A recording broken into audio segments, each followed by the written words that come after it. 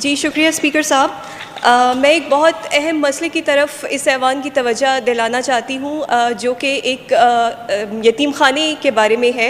एक पेशावर का ये कदीम और तारीख़ी यतीम खाना है जो कि दारुल अतफ़ाल के नाम से मशहूर है। स्पीकर साहब, अगर मैं उसकी बात करूँ तो कहने को तो वो यतीम खाना है, लेकिन वो चाइल्ड अब्यूज़, बच्चों के लिए टॉर्चर सेल, चाइल्ड लेबर और हर तरह की बुराई का एक गढ़ है।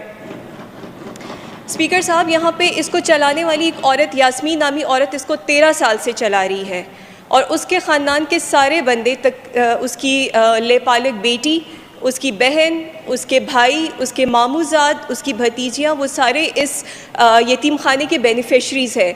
उसके घर का किचन इस यतीम खाने के फ़ंड से और इस यतीम खाने के बच्चों से और उनकी खुराक के हिस्से से चलता है।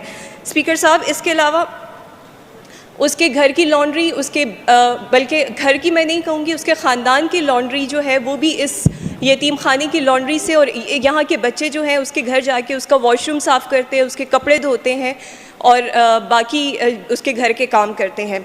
यहाँ पे बच्चों से गैर इंसानी सलूक रवा रखा जाता है, उनको बात बात पे जानवरों की तरह और बेईमाना तशद्दुद का निशाना बनाया जाता है। स्पीकर साहब, यहाँ पे बच्चों का जिस्मानी और जिनसी इस्तेसाल हो रहा है। तो मैं चाहती हूँ कि अगर कोई मिनिस्टर साहब इस पर रिस्पॉन्ड करे। मैं चाहती हूँ कि इस पे एक इंक्वायरी कमेटी, स्पीकर साहब मुझे 2 मिनट दीजिए कि मैं अपनी बात कंप्लीट कर लूँ। यहाँ पे ठिठुरती सर्दी में बच्चों के पास जूते और जुराबें नहीं हैं। डोनर्स जो भी चीज़ें लेके आते हैं वो या तो बेचती जाती हैं या वो फ़ोटोशूट के बाद छुपा दी जाती हैं। उन बच्चों के पास नहीं होता, खाने को भी नहीं होता। बीबी मिनिस्टर साहब से रिप्लाई ले लेते हैं, उसके बाद आपको मौका देते हैं प्लीज़। जी एक मिनिस्टर साहब कह लें, उसके बाद। शुक्रिया जनाब स्पीकर साहब। ये जो मदीहा MPI साहिबा ने ये पॉइंट ऑफ आर्डर पे बात की है, यकीनन बहुत मतलब है कि मेरे ख्याल में अकेले एक इस दारुल अमान की नहीं, जितनी भी दारुल अमान है उनकी सबकी इंक्वायरी होनी चाहिए इस पर, क्योंकि एक बहुत सेंसिटिव इशू है। अक्सर इस तरह होता है कि हमारे इल्म में आता है लेकिन हम लोग इन बातों को छुपाते हैं और उसका रिज़ल्ट ये निकलता है कि फिर वो एम्बेरसमेंट हो जाती है।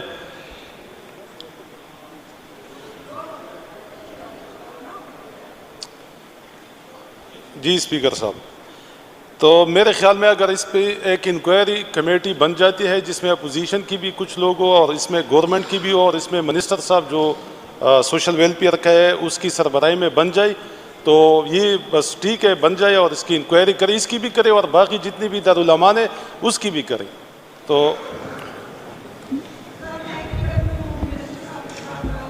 जी मदीहा बीबी। जी बहुत शुक्रिया स्पीकर साहब। हम रियासत मदीना का मोटो लेके आए हैं इधर। ये बच्चे हमारे बच्चे हैं, ये स्टेट के बच्चे हैं और नबी पाक सल्लल्लाहु अलैहि वसल्लम ने कहा था कि जो यतीम बच्चे हैं तो उनको उन बच्चों को मुखातिब करके कहा था कि तुमसे कोई पूछे कि तुम्हारा बाप कौन है, तुम कहना कि मोहम्मद है। तो हम तो ये उस नबी के पैरोकार हैं। तो मैं चाहती हूँ कि हम इस पे एक इंक्वायरी कमेटी बनाएं और इस तरह के जो अमल कर रहे हैं उनको एक निशान इबरत बनाया जाए ताकि ये हमारे बच्चे महफूज हो सकें। शुक्रिया।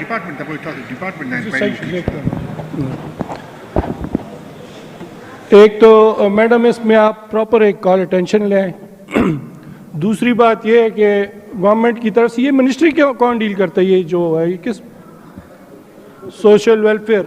तो एक तो यहाँ से इंस्ट्रक्शन जाती है कि एक कमेटी बनाए, उसमें मदीहा बीबी को भी लें, अपोजिशन से भी कोई जो हिस्सा बनना चाहते हो उनको भी ले लें, मिनिस्टर साहब भी हों, सेक्रेटरी साहब भी हों। ये डायरेक्शंस हैं जी, और ये कमेटी बनाएं और इसका विद इन 1 वीक जो है इसकी रिपोर्ट जो है असेंबली के सेक्रेटरीट में जमा कराएं जी।